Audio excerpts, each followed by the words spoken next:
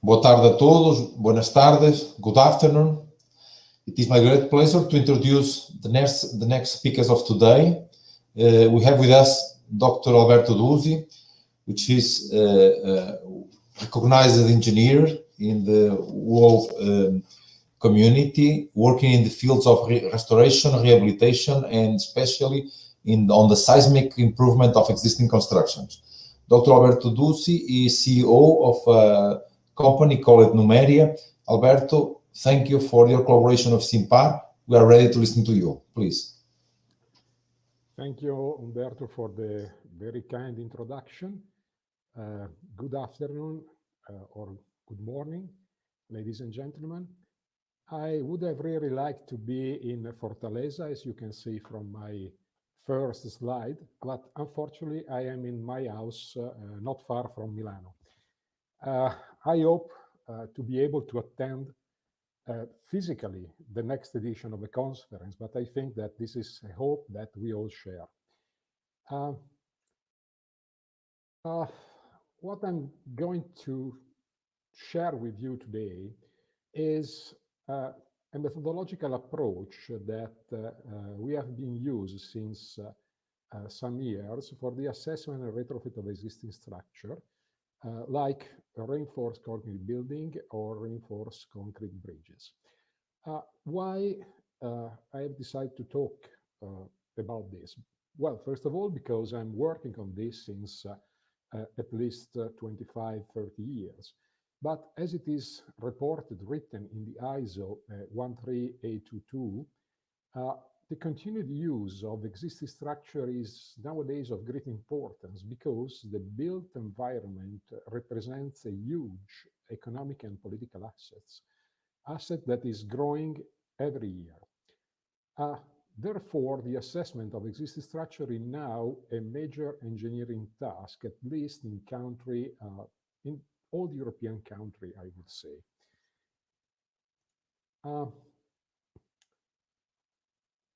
Assessment, let's start talking about bridges. Many of the concepts that I will introduce for bridges can also be applied for building, in which I will talk during the second part of my presentation. The assessment, the retrofit, and the refurbishment of existing bridges has really become an issue in the last year for bridge owners and administrators, especially in Italy. You all are aware of the tragic collapse of the Morandi Bridge in Genoa that boost a lot of activities on the safety evaluation of existing bridges. It has to be said that the stock of the bridges in Italy, existing bridges, exhibit very often insufficient performance in terms of either structural safety and functionality if we compare this performance to the demands of the current structural code. Higher volume traffics, heavier weight axle loads, increased speed of vehicles, and dynamic effect are actually reflected nowadays in the updated codes that have been issued in Italy. In addition, the deterioration and damage propagation effects are undermining significantly the efficiency of all the components in any bridge typology.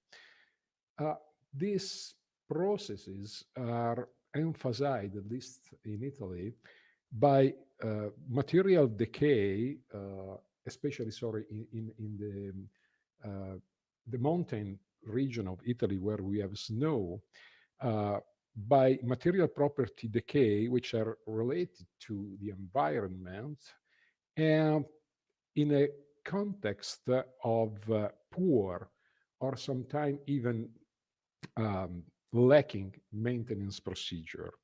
You will see some of the pictures that I took in the last month on existing bridges in Italy.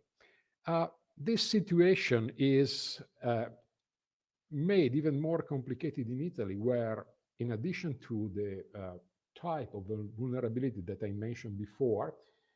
Also, the vulnerability related to seismic action is to be taken into account. What you see here is a seismic hazard map of the Italian territory. And you can see that Italy is characterized by moderate in the north part of Italy, in the central part of Italy, where Milano is, like this area, to very high seismicity. Very high means PGA of 0.3 G on the bedrock in the southern part of Italy. And we have a network of highway running east to west, north to south, connecting all the biggest city in Italy. It has to be said that the majority of the of the bridges that we have in Italy, also on the main highway, were built in the period from 1950 to 1970. Here you can see a couple of examples of this type of bridges. The one that is on the right part of the screen, this one that I'm indicating to you, has been designed by engineer Morandi, and it is located in a medium to high seismicity area in the south of Italy. The typology that was used at the time reflect the fact that there were no obligation, no concern, but because there was no seismic law at the time of the design for this type of bridges. These are example. This was built in 1959, and this one was built in 1961, I think, when I was born, more or less. And the typology itself, these are basically framed piers with columns connected at the top or somewhere in the middle or in the lower part by beams. Here is a short, non-exhaustive list of common defects that we found normally on the Italian road bridges. Insufficient concrete cover often go together with a poor quality concrete. It has to be said to this regard that, on the contrary, the quality of the steel, it has always been very good, but the reason is that steel came from an industrialized production since the beginning, while concrete was cast in situ at that time. Weakness of detail is often found, and this is again is related to the norm, the code that was used at the time of the design. Bearings are sometimes inefficient, or even they do not exist at all, meaning that the deck rests on the piers and on the abutment directly. Another common problem is the inadequate waterproofing and drainage system that causes corrosion damage to the concrete surface. You will see in the picture later some example of what we have found, especially in the area of the deck immediately below or in correspondence to the joint. As I mentioned before, there was we always find a sort of generalized lack of seismic design specification. Here are some examples. These are pictures that I took in the last 2-3 years, basically. Carbonation is very commonly found, bar oxidation coupled with concrete spalling. Cracking and degradation effects due to inadequate drainage system. This is a picture taken from the bridge that I showed you before, the one on the left side. Deterioration due to water penetration. This is a typical situation that we found on the abutments. Talking about bearing, if the bearings are present, very often are very old. These are typical steel bearings that were used in the 60s. And they are completely locked. They were intended mainly for to accommodate the thermal displacement. And in this case, they are completely locked because of the aging and the corrosion process. The situation is not better if we look at the rubber bearing, or to better say neoprene bearing, which were normally used at the time of the construction.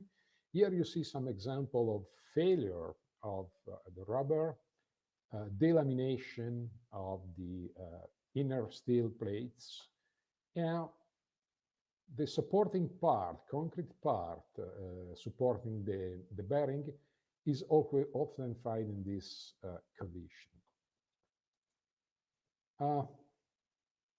We also find, not very often, fortunately, but sometimes really failure. I like this picture a lot, and I normally show that to students when I am invited to run some lecture at the university. This is the bridge that you saw before, the one on the left side of the screen. This is a plan view. I apologize, but all these are original constructing drawing, and they are all in Italian. So, but this is very clear. This is a plan view. You can see the 6 column making this frame, the pier. These columns are connected, as I told you before, generally always at the top and often at the middle or somewhere in the lower part of the column. And this is what we found. Basically, we can say that the bridge, probably there was an hinge, the need of having a hinge in this part, but that was not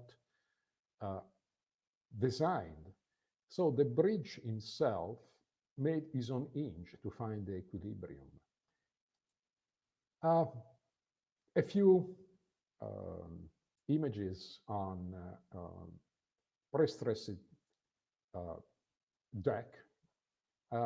This is not a very common situation, but sometimes it happens. We have unprotected pre-stressed wire, as you can see in this picture, but sometimes we have even broken wire, as you can see here, and this constitute an element of a high risk for the safety of the building. Normally, what we do is to prescribe traffic load limitation up to a level that guarantee the safety of the bridge. If that cannot be reached, there is no other solution than to stop the traffic on the lane, make the reparation, and then reopen the bridge again. But this has significant economical and social consequences. Given this situation, retrofitting can often be a very cost-effective alternative to the replacement of existing bridges. This is true when their closure to traffic would imply, as I said just a few seconds ago, higher indirect and economical and social costs. But it's also true for all the situation that we have in the mountain part of the Italy, which is in the north, but as well in the south, where the bridge is, before and after the bridge, there is a tunneling, or there are tunneling. So it is not possible to change the direction of the bridge.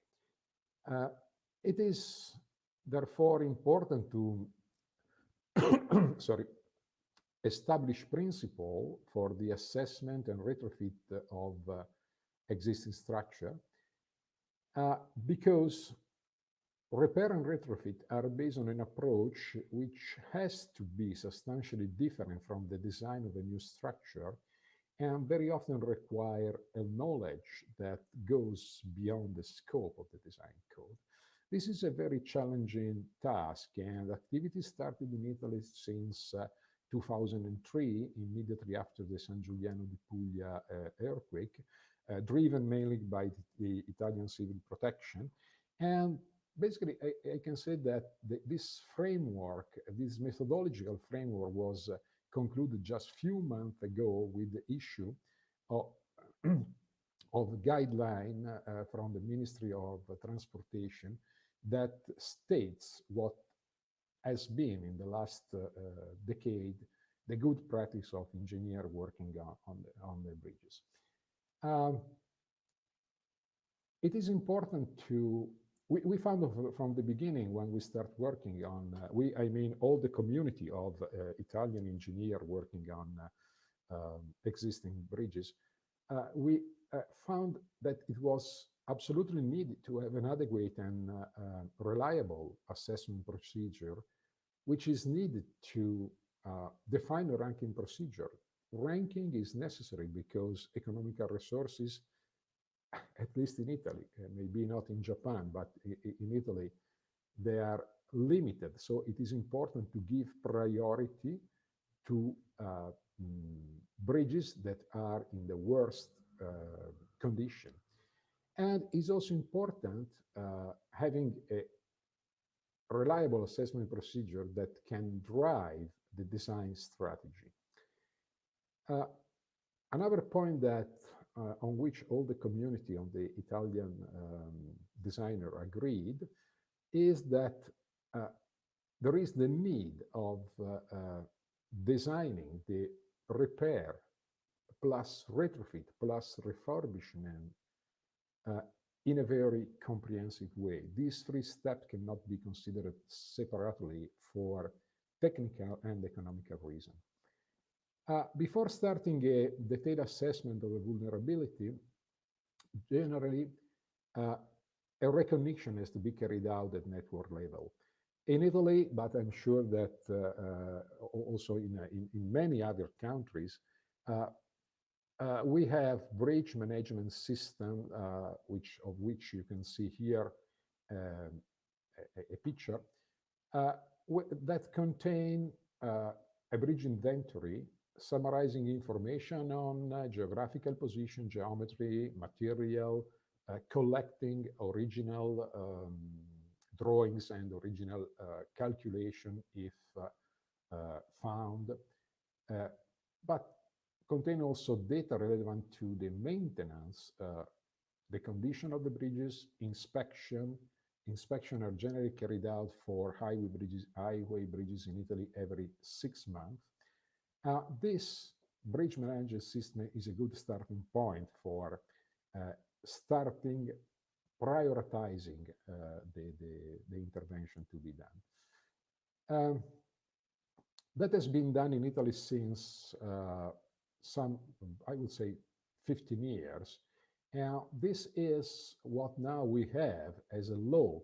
These are guidelines from the Ministry of Infrastructure, I mentioned you before, that has somehow formalized the information that has to be included in the at network level for an evaluation of a network level. This information normally are obtained from simple visual inspections and from the collection and analysis of existing material. On the basis of this information, the network management authority is already able to define a priority plan and allocate, at least in a preliminary way, resources for the detailed assessment, verification, and intervention of the structure. A second level form, which has been widely used in Italy, is this one. Again, I apologize for presenting them in Italian, but as far as I know, it does not exist an English translation of this. This is a form that has been promoted, elaborated and promoted by the Italian Civil Protection, The first version dates back to the 2003, the last one to 2009. It contains a higher level of detail information with respect to the form, let's say 0 that I showed you before. And it includes also information about the seismic vulnerability, very simple information that normally are obtained by a multimodal pushover analysis. At least we use in my company, we use a multimodal nonlinear analysis to obtain information, synthetic information of the capacity over demand ratio expressed in terms of PGA. And this already is, it also is another element that contributes a lot to define priority. Here, I try to summarize the methodology, a possible methodology, or at least the methodology that we use that is also widely diffused and adopted by other designers. This methodology, we found it working well, giving answer to a question without investing or dispersing economical resources. The methodology is basically organized in 3 phases. The first 2 phases, which I indicated here as knowledge phase and analysis phase, make what is called evaluation phase. And these 2 phases are interrelated each other because what we get from the knowledge feed the analysis phase, and what we get from the analysis phase has to find confirmation on the knowledge phase. And the phase 3 is the phase in which the designer starts their job for designing intervention of retrofit and refurbishment. The knowledge phase normally is done by, sorry, it's also wrong here. I apologize for the mistyping. Is normally done by carrying out in-site and laboratory tests in order to evaluate the mechanical characteristic of the material, steel and concrete. But a look is also to be given to the connection, boundary condition, to the individuation of a damage pattern, identification of degradation process, local seismicity or local history analysis, and collecting data about the literature and the manual of good practice that we use at the time of the design.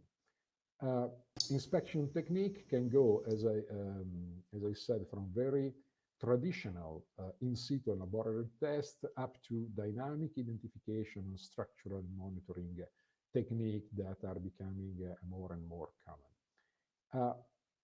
The analysis phase basically comprises the evaluation of the actual state of the bridges in terms of safety assessment for static and seismic loads, as well as for functional efficiency. Alberto, sorry for your reference, just to inform you that you have approximately 15 minutes, okay? 15 minutes, okay, thank you. Thank you. Here you can see how phase 3 is organized. What is important to say here that it is essential then when we carry out retrofit intervention, we duly and properly consider the contribution of the existing structure, because if we neglect the contribution of the existing structure for the satisfaction of the code requirement of the today code requirement, the risk is that we come out with a very expensive design which does not respect the bridges or the structure itself. Static retrofit, I won't spend too much word on that. Normally is done with well-known techniques. I listed here some of the possible intervention. Application of fiber, reinforced fiber, creation of dual resistance system, Obviously, substitution of bearing these are in very bad condition. But what is maybe more interesting is to have a look at the seismic retrofit. And here we have two main general design approaches that we can adopt. One is to strengthen all the members or the weak member of the substructure and foundation, or to resort to passive protection using isolation, combined eventually with energy dissipation technique.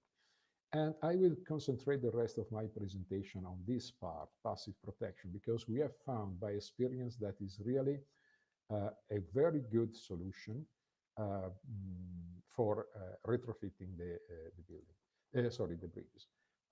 Okay, here is what we can do.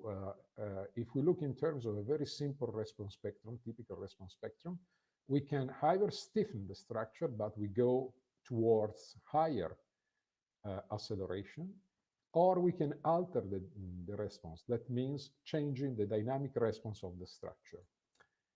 This is what we do here. This picture is taken from a building, but the same apply for bridges. We simply change the fundamental period of the structure, moving it from this part of the spectrum up to this part of the spectrum, which is characterized from lower spectral acceleration. The effect of damping also play a role, because the device we use have a damping, and the damping results in a further reduction of the spectral ordinates.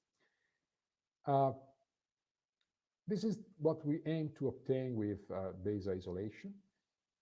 Normally, the operation consists in the substitution of replacement of existing bearing with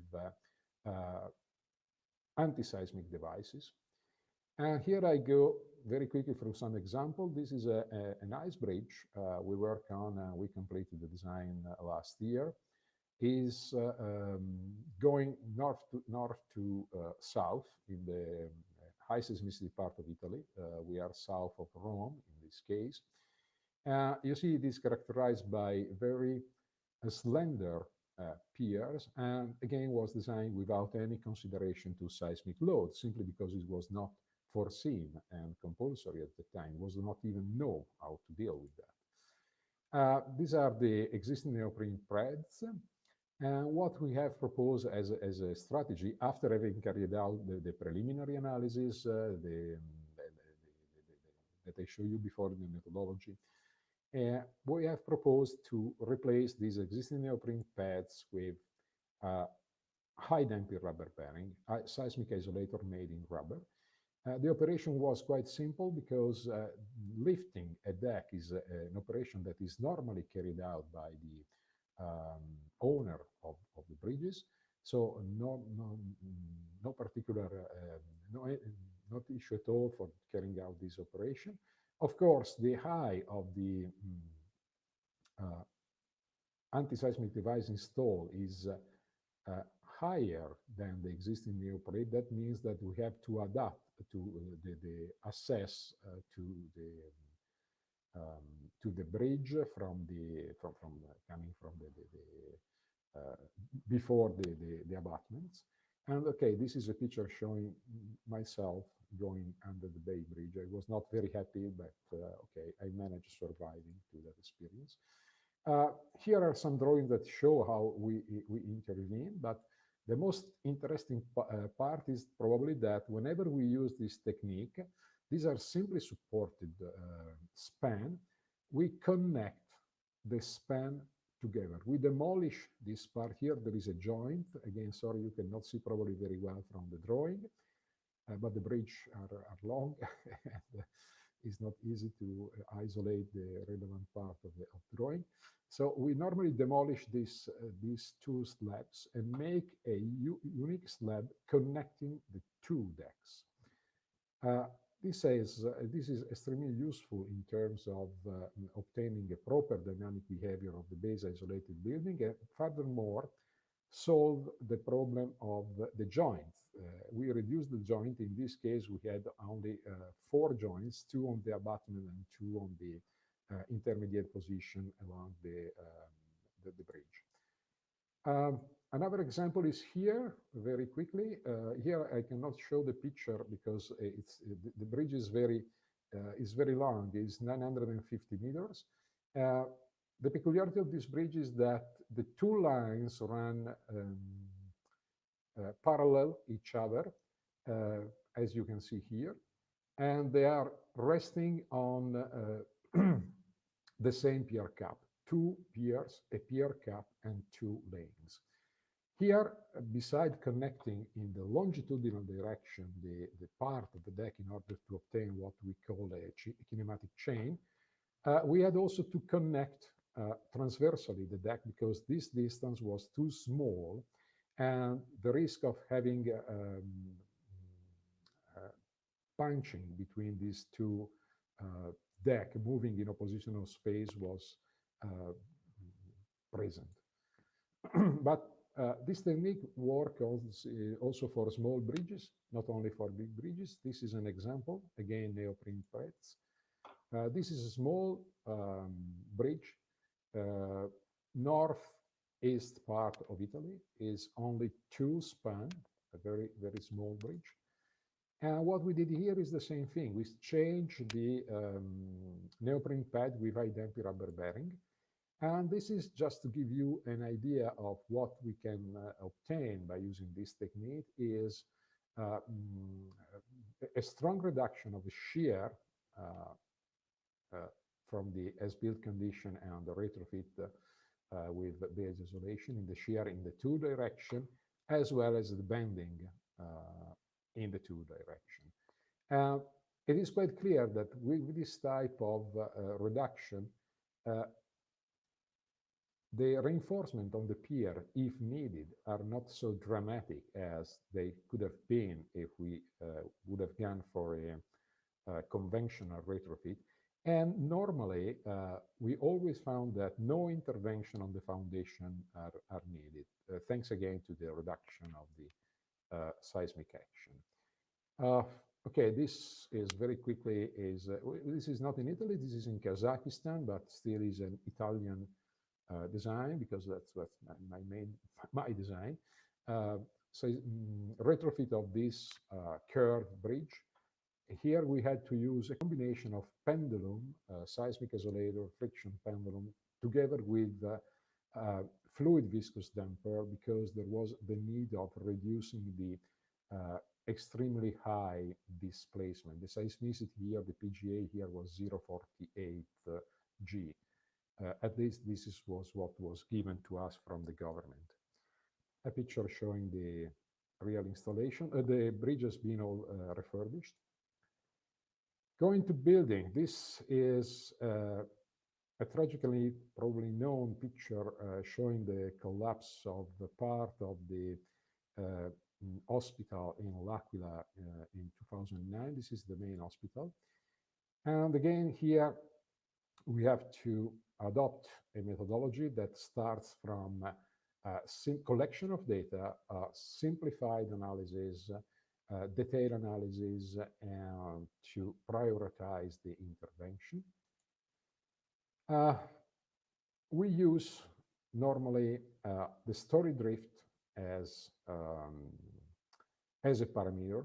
This is a picture, a well-known picture taken from the Vision 2000, published by C.I.O.C. in 1995. But we use also a more sophisticated set of parameters for the assessment that has been published in a PhD thesis by these 2 students, which relate the structural damage, made a clear distinction from structural damage to non-structural damage, identifying again what is the parameter to be considered. For structural damage, again, the deformation damage index is somehow related to the interstory drift. And for non-structural damage, the peak transient drift for partition and glazes, the peak floor diaphragm acceleration for sprinkler, for instance, peak floor diaphragm acceleration, peak ground acceleration on the elevator, and ratio of damage area for paint. Also here, alternative choices are available for actual strengthening. We can, again, stiffen or strengthen or change dynamic properties. And I will show you a few examples of what we have done in the last years using isolation system. For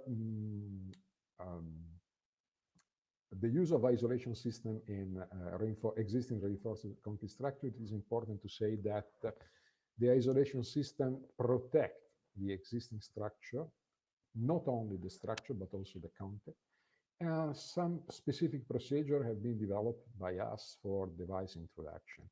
Alternatively, you can use a technique that resort to the use of tune mass or a device that add extra damp in order to reduce the displacement. But these are a type of philosophy that doesn't match well with ordinary reinforced concrete building. They work very well for very tall and very expensive building, but we don't have this building. These buildings are not very common in Italy.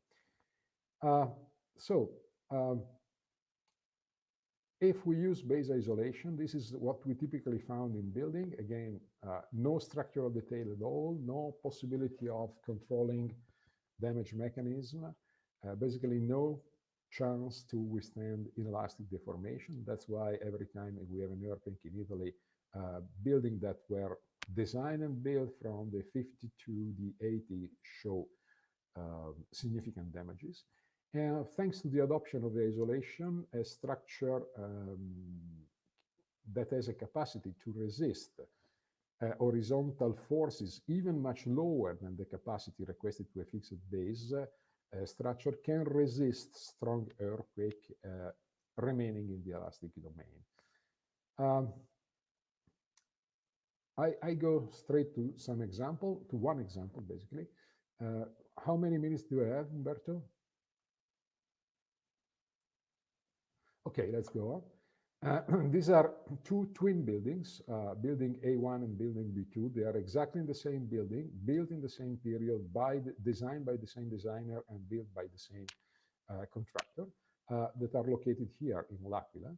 On this building, we carried out the vulnerability assessment, and we found that they have a vulnerability index intended as a capacity over demand ratio of 0.37. They were damaged. We found flexural failure, but also flexural and shear failure in beams and column. And the building suffered damage to especially the two level. The building A1, for building A1, the owner has decided to base isolate it.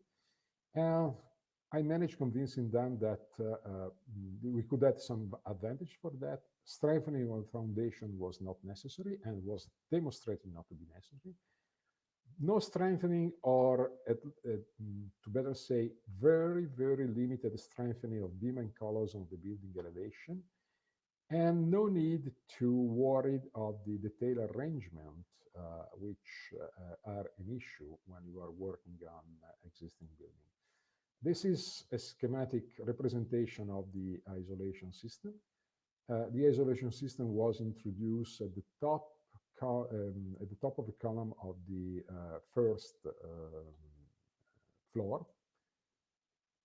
This is the working sequence that we have developed. Strengthening of the column, cutting the column, inserting the isolation device, cutting and strengthening the retaining wall of the basement, demolition and reconstruction of the first flight of stairs. Some example here, we had to strengthen the column, or to say better, this is not a strengthening, it's a stiffening, because we need this column to be stiff enough. This is an example of how we work. We have developed this methodology that easily allow to insert, once this part of column is removed, the isolator. As you can see here, this is the reinforcement done. Then we apply an hydraulic jack. Here we are not lifting the building. We lift the bridges, but not the building. This is simply needed to transfer the load. Meanwhile, we remove this part of the of concrete. Here is the final situation. Here is the bearing inserted. And this is the final configuration of the lower floor of the building. The building 2, A2, the owner decided to go for a conventional retrofit, and we tried to convince him to use base isolation, but there was no way. So we again designed the conventional retrofit. So we are able to compare exactly the effort and the cost. In this case, it was not possible to insert reinforced concrete wall because they were interfering with internal distribution of the apartment. So we had to proceed in this way, working with conventional technique to reinforce the elements and the joint. At the end, what we found is that the standard protection level was not reached. Standard means having a level of protection equal to the one of a building that is designed according to the current Italian code. We had a high impact of the constructions and very high cost with respect to the benefits achieved. This table summarizes what we have found. In the conventional retrofit, we had building service disruption. In this building, in the case of base isolated retrofit, the building could have been remain operational, but they both were evacuated. The performance level was, for the conventional, was found much lower than the current code demands. We reached the 62% in terms of acceleration, while we reach 100%. That means we reach the same level of performance required by the code to a new building. And this is a comparison to the cost. 5 million euro, again, 3 million euro. 23 months working time, again, 9 months of working time. Okay, this I will talk about hopefully next time. There was a slide showing that we can do something also on masonry for that. That's all from my side. I thank you for your patience, and I give back the floor to Alberto. Thank you, Alberto. I didn't interrupt you because, in fact, your presentation was wonderful and very interesting, very inspiring. And in the name of organization, we really have to thank you for your time and for sharing with us such an impressive case studies, both of interventions in bridges, but also in buildings. I will ask, or I will leave the possibility to who is following us to put some questions. Meanwhile, I have one curiosity regarding these last interventions you showed on buildings. You referred some costs, but it was not clear, at least, if those costs were total costs, right? And do you have numbers, or do you remember the fraction of the cost associated to the structural part only? To the structural part only, yeah, it was almost 1 million euro for the, so 1/3 for the base isolated building. It was higher, much higher for the other ones, at least twice. Because the need of demolishing all the partition, all this. Of course, of course. Okay. And the reinforcement that has to be applied in the case of conventional retrofitting has to be applied over a great part of the structure, so it's not localized. Exactly. So it's wonderful. Exactly. We limited the intervention to some elements of the superstructure, that means the structure that is above the isolation system, mainly to short column and around the stairs, because short column, no matter if the building was isolated, was still suffering from the earth. as a curiosity, tell me, it was easy to convince the owners to do the base isolation, or considering your experience, because you are making interventions in many buildings, so it is easy normally to convince the owners to go to this way, no? No, it was not at all, because the first reaction was, hey guy, you are crazy. You want to cut the building. That makes no sense. And then showing and demonstrating, because there was not an owner only, there were 35 owners inside. So you have to convince all of them, running assembly and so. In the last years is easier, especially to propose the use of retrofit with base isolation to private hospital. I will be next week to check what is going on in the center of Italy, in the region where we had the last earthquake in 3 years ago. And there, as a paradox, is the owner of the private hospital that requested the use of base isolation, because he realized that it could have two advantages. The first is keeping the hospital running, meanwhile we were working underneath the first level, and no disruption at all in case of an earthquake. And for a private owner of an hospital, disruption means losing millions. So in that case, it was very easy. But for private owner, generally, you have to fight a little bit. No, but in fact, this is a recognized promising retrofitting solution, because of the cleanness of the intervention, the costs, as you referred. But I have a curiosity also, I would like to ask you, based also on your experience in the interventions you have done in Italy, the base isolation is also gaining a market in traditional buildings. I mean, in the other type of heritage buildings made of load-bearing masonry buildings, or not that much.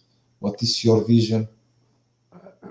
Well, we are facing, as far as the cultural heritage, for instance, is concerned, we are facing, we are having a debate since years, or at least I am having a debate since years with the body that is in charge of the preservation of the cultural heritage at national level. It's called Superintendence to Cultural Heritage. And it's not easy to convince them to allow us to do this intervention, because they say that, okay, you will lose an historical part of the building whenever you cut the foundation.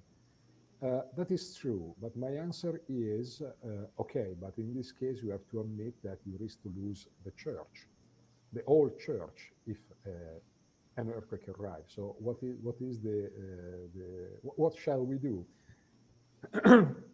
I'm not titled to give an answer to the importance of the preservation, because I'm not expert in preservation of cultural heritage. Another problem that we are having for masonry is that if the cost of an intervention of the reinforced concrete is limited, just to give you as a rule of thumb, an average cost, including the reinforcing or strengthening of the lower part of the column, the cut of the column, the insertion of the isolation, and the supply of the isolator, is around, in Italy, 7,000 to 9,000 euro per column, which is basically nothing. If you want to adopt the base isolation for the masonry structure, the costs are much higher, because you have in any case to create a sort of twin reinforced concrete or steel beam to strengthen the part of the foundation of the masonry above and below the isolation system, in order to be able to transfer the load without cracking the rest of the building. And this is very costly.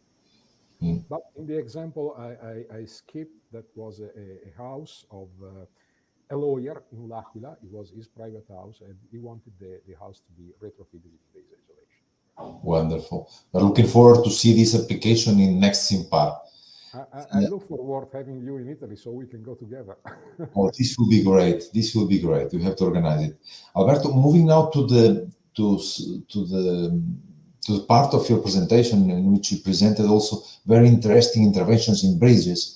I have a curiosity. It's just a personal curiosity, since it is highly recognized the amazing work that Italy did in the 50s, 60s, and 70s in the construction of this impressive network of highways. So, in considering that, of course, the structures built at that time were built with the knowledge of that time, with the tools of that time, were designed with the codes available at that time. So, I guess you have now an impressive work to do in the assessment and in the rehabilitation of this huge park of bridges. Yeah.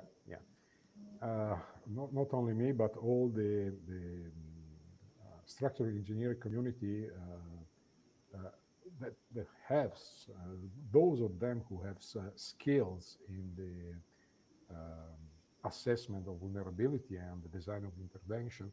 We are really overwhelmed by the amount of job to do. Just to give you an example, only one of the owner. There are several owners in Italy of they are mixed public-private company, but the one for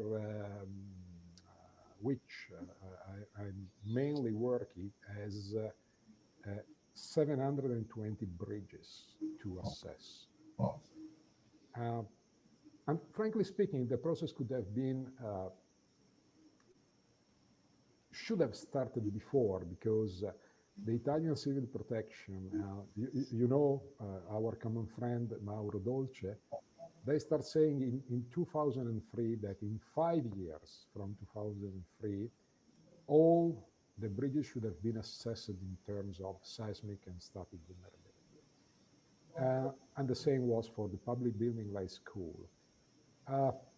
Sometimes in Italy things does not run as expected, so there always is a good reason for delaying, but after the tragic event of the collapse in Genoa, things start running even too fast for me. So sometimes I say, okay, I want to stop a little bit.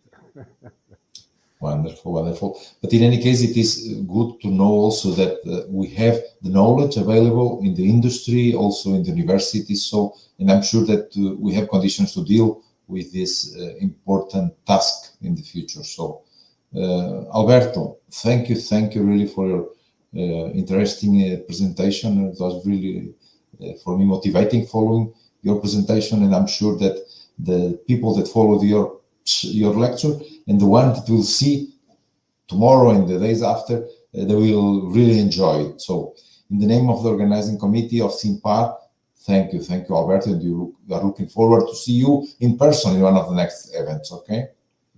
That's for sure. Next year, I will be with you. I thank you very much for the invitation. If someone of the participant has some question, there is my email at the end of the presentation. They can contact me and I try to do my best to reply. Wonderful, Alberto. Very much. Bye. Bye. I don't know if someone from the organizing committee wants to add something.